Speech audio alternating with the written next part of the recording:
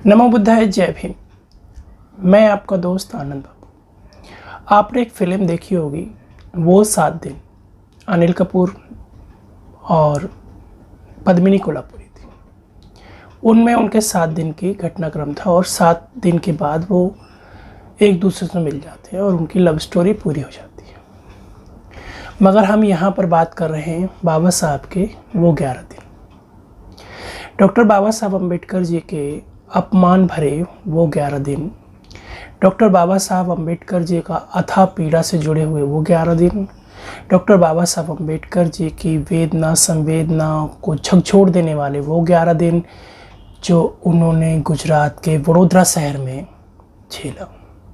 जातिवाद का दंश इस कदर उन पर हावी रहा, असमानता का दर्द उन्हें हमेशा रहा और मानव मानव एक समान इस धरती पर होता है, ये उन्होंने कभी नहीं देखा। बेहद रोंगटे खड़े कर देने वाले घटनाक्रम उनकी ज़िंदगी में हमेशा आते रहे और आप समझें इस बात को तो हम महसूस नहीं कर सकते उन्होंने कैसा कैसा अपने जीवन में सब कुछ देखा।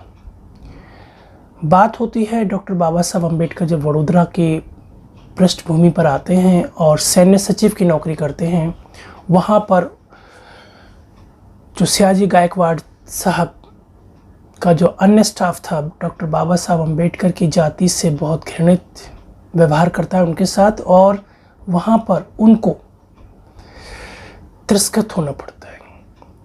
और 11वें दिन सयाजी गायकवाड़ महाराज के कहने पर कि भाई आपका बहुत ज़्यादा विरोध हो रहा है और मैं आपको अगर देखता हूँ तो मेरे जो तमाम लोग हैं वो कार्य नहीं कर रहे हैं, इसलिए प्लीज़ आप अपनी जॉब छोड़ दीजिए और मैं आपको अपने करार से मुक्त करता हूँ। अगर आप सोचिएगा, आपको आपके घर वाला ही अगर कोई व्यक्ति निकाल रहा हो अपने घर से, तो आप कैसे ज़बरदस्ती रुक सकते हैं।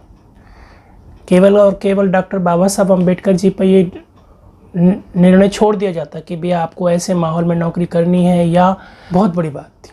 लेकिन अब जॉब देने वाला ही आपको मना कर रहा है, तो डॉक्टर बाबा साहब अम्बेडकर जी को 23 सितंबर 1917 को 11 दिन नौकरी करने के बाद वडोदरा रियासत की नौकरी को छोड़ना पड़ा। जब नौकरी आप छोड़ेंगे तो शहर भी आपको छोड़ना पड़ेगा और लौटकर अपने घर को वापस जाना पड़ेगा। इसलिए डॉक्टर बाबा साहब अम्बेडकर जी ने मुंबई जाने के लिए ट्रेन का रुख किया और ट्रेन इत्तफाकन 5 से 6 घंटे लेट रही और स्टेशन पे वो वक्त न बीता तो तन्हाई के आलम में कुछ सुकून के पल तलाशने के लिए उन्होंने सयाजी बाग का रुख किया, जो सयाजी बाग 2 से 2.5 किलोमीटर की दूरी पर है स्टेशन से। वो भी सयाजी गायकवाड़ जी की रियासत का एक हिस्सा है। और जब आप तन्हाई में बात करते हैं, अपने अंदर से बात करते हैं, तो गला रुंध जाता है, भावुकता आ जाती है, आक्रोश आ जाता है और चैलेंज आ जाते हैं लाइफ में।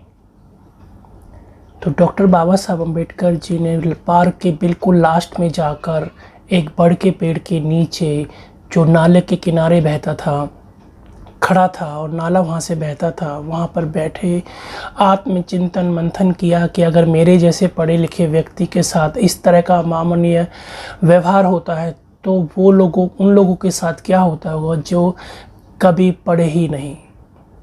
तो उन्होंने अपनी ज़िंदगी में वो संकल्प लिया 11 दिन के अपमानित होने के बाद कि आज के बाद मैं इस समाज को एक दिशा दूंगा, एक धम्म दूंगा और एक शक्ति दूंगा।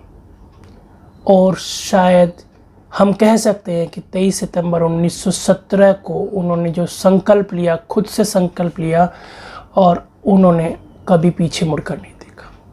इस शहर में वो लौटकर कभी नहीं आए। उन्होंने अपने अंदर एक जिद को पाल लिया कि अगर मुझे करना है तो करना है, कॉन्स्टिट्यूशनली करना है, कलम से करना है, तकरार नहीं करनी है। और सामाजिक, राजनीतिक, आर्थिक पहलू पर उन्होंने काम किया। जी, मैं रिपीट करता हूँ, सामाजिक, राजनीतिक, आर्थिक तीनों पहलू पे काम किया। और जीवन के अंतिम समय में 14 अक्टूबर 1956 को उन्होंने धार्मिक पहलू को अपनाया धम्म दीक्षा लेकर। तो डॉक्टर बाबा साहब अम्बेडकर जी का संकल्प हमारे लिए वरदान साबित हुआ, उनका अपमान हुआ लेकिन हमारे लिए सम्मान बन गया। डॉक्टर बाबा साहब अम्बेडकर जी का अपमान हमारे लिए सम्मान बन गया। तो ये हम ऋणी हैं डॉक्टर बाबा साहब अम्बेडकर जी के, कि आज हम अभिव्यक्ति की आज़ादी के तहत ही अपनी बात आप तक पहुंचा पाते हैं और अपना दर्द मर्म आप हमसे शेयर कर पाते हैं और हम आज अच्छी सी लाइफस्टाइल जीते हैं।